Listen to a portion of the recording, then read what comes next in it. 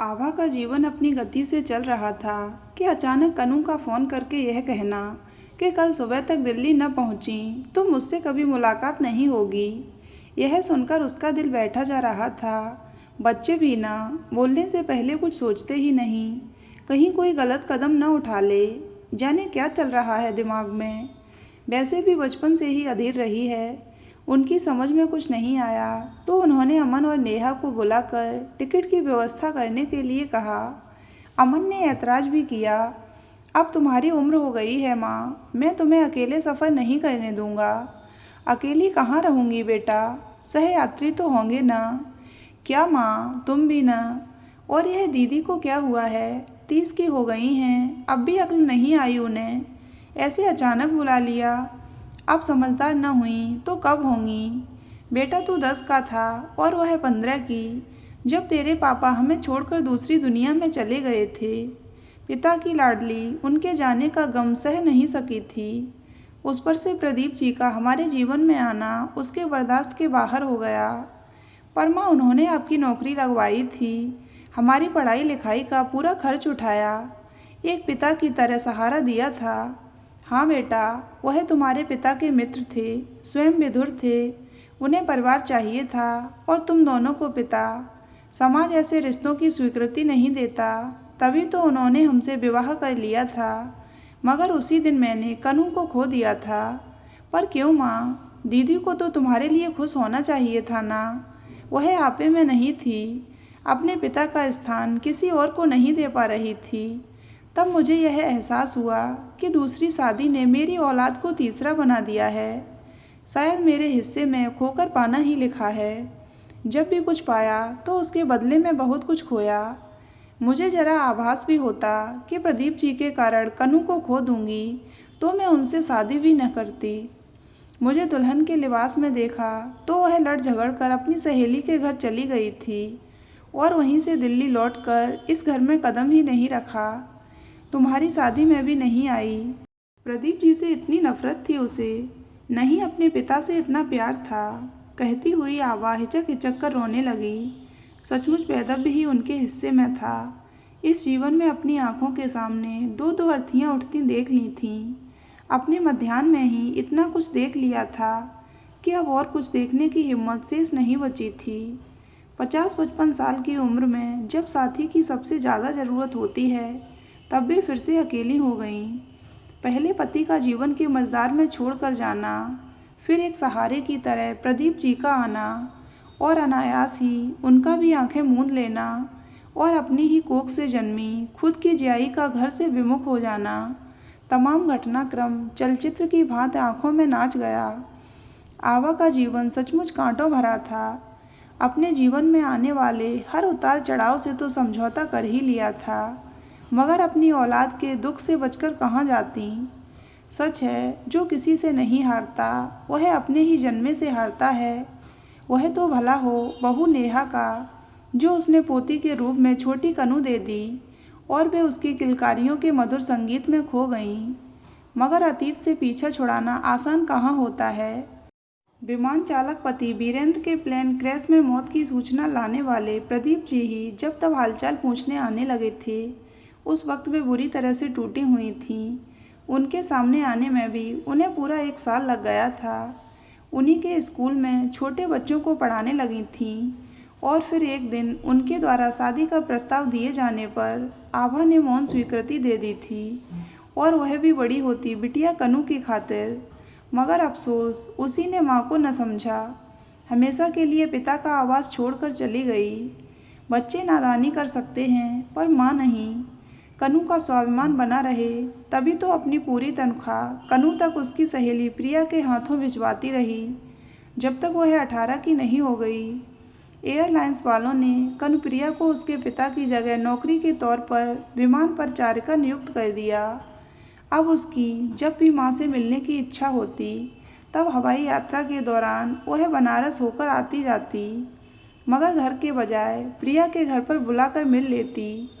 प्रिया शादी करके विदेश चली गई तो बचा खुचा नाता भी टूट गया। तब से उसकी कोई खोज खबर नहीं थी। आखिरी फ़ोन भी तभी किया था जब हृदयाघात से प्रदीप जी की मौत की सूचना मिली थी। उसने फ़ोन पर बस यही कहा, माँ देखा तुमने मेरे पिता की जगह लेने का नतीजा। बेटा मरने वाले से कैसा बैर, उनसे बैर क्यों न करूँ माँ, जिन्होंने मुझे जीते जी मार दिया। पिता पहले ही छोड़ गए थे, एक माँ थी जो उन्होंने छीन ली। बेटी के तेवर देख माँ ने चुप्पी ओढ़ ली तो फ़ोन कट गया। क्या कहती, क्या समझाती, कहा तो तब जाए जब कोई सुनने को तैयार हो। अगर सुनना ही न चाहे, दिमाग के द्वार बंद कर ले, तो बोलने वाले के होंठ ही फड़फड़ाते हैं और कुछ नहीं। पहले पति से और फिर अपनी आत्मजा से विछोह को आबा ने अपने हिस्से का दोष मानकर स्वीकार कर लिया था, मगर वर्षों बाद मिले बेटी के इस अप्रत्याशित पैगाम ने उन्हें बुरी तरह से झकझोर दिया। किसी तरह से खुद को संभाल कर बेटी के पास जाने की तैयारी की। उसकी पसंद की मिठाइयाँ और बनारसी सूट के साथ दिल्ली की उड़ान भर ली। कनू उन्हें लेने एयरपोर्ट आ गई थी, मगर यह क्या, चेहरे पर इतनी गंभीरता क्यों। फूल सी बच्ची का कुमलाया मुंह देखकर जी धक से रह गया।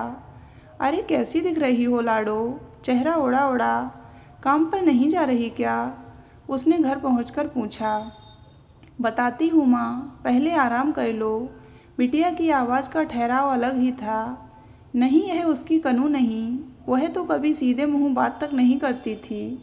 थोड़ी देर बाद माँ बेटी खाना खाकर लेटे तो बेटी का माथा चूमकर उसे सीने से चिपका लिया। उनकी ममता जो बेटी के वियोग में बरसों तड़पी थी, अब तृप्त हो रही थी। माँ तुम्हें सुनकर अजीब लगेगा, पर बताना भी ज़रूरी है। मैं और रोहन पिछले 2 साल से साथ रह रहे हैं। मैं जिस एयरलाइंस में काम करती हूँ वह उसी के जहाज़ उड़ाता है, पायलट है। सच कहूँ तो वह जब से मेरी ज़िंदगी में आया, मैं प्यार को समझ पाई। स्त्री पुरुष का संबंध सिर्फ दैहिक नहीं बल्कि आत्मिक भी होता है। साथ मजबूत बनाता है तो जीवन जीने का हौसला मिलता है। साथ ही यह एहसास हुआ कि क्यों तुमने प्रदीप जी का सहारा लिया। तुम्हारी मनोस्थिति समझ पाई तो कदम कदम पर अपनी गलतियाँ पता लगीं। मैंने तुम्हारी खुशियों के बारे में एक पल को भी नहीं सोचा, उल्टे तुम्हें छोड़कर आ गई। कितने बरस तुम्हारी ममता अपनी बेटी के लिए तड़पी होगी। सच कहूँ तो कई बार तुम्हें देखना चाहा, पर हिम्मत नहीं हुई। तुम्हें दुख देने के बाद मैं अंदर ही अंदर पछता रही थी। कोई बात नहीं बेटी, अब आ गई हूँ ना, आ मेरी गोद में बैठ जा। पिछले वर्षों की सारी ममता उड़ेल दूँ तुझ पर। उद्गम ने आर्द्र स्वर में गुहार लगाई, जैसे वापस कोख में समा लेने की चाहत बलवती हो आई हो, मगर बेटी पछतावे के दर्द से आकुल थी। इससे पहले कि तुम तक आऊँ, मुझे सब कह लेने दो माँ। रोहन के साथ लिव इन में रहते हुए हमारे बीच तय हुआ था कि हम में से कोई शादी का नाम नहीं लेगा। तुम तो जानती हो कि मुझे बंधन से कितनी चिढ़ है। अब जबकि मैं स्वयं माँ बनने वाली हूँ, ऐसे में मुझे अकेली छोड़कर वह अपने परिवार के बीच रहने चला गया है। माँ, मैं अकेली पड़ गई हूँ, मुझे तुम्हारा साथ चाहिए। तुम्हारे बिना मैं माँ नहीं बनना चाहती। हाँ माँ, मैं प्रेग्नेंट हूँ। क्या रोहन यह बात जानता है? हाँ माँ, वह जानता है। उसने भी संक्षिप्त उत्तर दिया, मानो माँ का मन पढ़ लिया था। यह क्या कर डाला बागी बिटिया ने। बेटी के अंदर की स्त्री का दुख, एक भाभी माँ का दुख, सब मिलकर आबा को द्रवित कर रहे थे। मगर जब घर ही छोड़ दिया था तो सवाल क्या और जवाब क्या। इस वक्त उसे नसीहतों की नहीं बल्कि मदद की ज़रूरत थी। माँ को अपने कलेजे के टुकड़े को फिर से अपनाना था, गले लगाकर उसकी गलतियाँ सुधारनी थीं। अतः मन मजबूत करके पूछ बैठी, फिर भी तुम्हें अकेला छोड़कर चला गया। उसने कहा कि वह आधा आधा नहीं जी सकता, कभी यहाँ तो कभी अपनी माँ के पास जाने से अच्छा है कि सभी एक साथ रहें। सही तो कहता है वह। मैं रोहन की माताजी से बात करूँगी, तुम उन्हें बुला लो। रोहन की माँ एक सुलझी हुई महिला हैं। उन्होंने अपनी बहन के बच्चों को पाल पोस कर बड़ा किया है, वह भी तब जब वे असामयिक वैधव्य के दुख से अवसाद में आ गई थीं और उसी मानसिक अवस्था में अपनी जान दे डाली। उनका ही कहना है कि एक बच्चे के स्वस्थ जीवन के लिए माँ का खुशहाल होना बहुत ज़रूरी है। वह मेरे मन की गांठ खोलना चाहती हैं, इसीलिए उन्होंने कहा कि जब तक मेरे परिवार वालों से नहीं मिलेंगी, मेरी और रोहन की शादी नहीं हो सकती। माँ, तुम मिलोगी ना मेरे लिए? मैं जानती हूँ कि मैंने तुम्हें बहुत सताया है, पर अपने अंदर आने वाले शिशु की आहट ने मुझे बदल दिया है। माँ बनने की संभावना ने माँ की मजबूरी समझा दी है। सही मायनों में अब मैं तुम्हें समझ पाई हूँ। मुझे माफ़ कर दो ना माँ। बेटी के इस बदले रूप को देख खुशी के आंसू छलक आए। प्यार अच्छे अच्छे को बदल देता है। अब सब कुछ साफ साफ नज़र आ रहा था कि क्यों बिटिया ने आपातकालीन अल्टीमेटम देकर उन्हें दिल्ली बुलाया। तभी बड़ा ही हैंडसम नौजवान कमरे में दाखिल हुआ और उसके साथ ही एक संभ्रांत महिला थी। न समदन जी, आप अन्यथा न लें। यह सब रोहन की चाल है माँ बेटी को मिलाने की। मैं तो कब से कनुप्रिया को अपनी बहू बनाने के सपने सजोए बैठी हूँ। आंटी यह कुछ कहती नहीं थी, पर अंदर ही अंदर घुटती रहती थी। इसलिए मैंने और माँ ने तय किया कि आपके आने के बाद ही शादी होगी, ताकि इसके अंदर का दुख कम हो जाए, आंतरिक खुशी महसूस कर सके। खुद अच्छी बेटी बनेगी तभी तो अच्छी माँ भी बन सकेगी। वाह, इतना अच्छा लड़का, इतनी अच्छी सास मिली है तुझे कनू। धूमधाम से शादी हुई, पूरा परिवार शामिल हुआ और ठीक 7वें महीने वह भी आ गया जिसके लिए आभा यहाँ आई थी। अरे यह तो अपने नाना की परछाई है। बाप बेटी का ऐसा प्यार न देखा न सुना।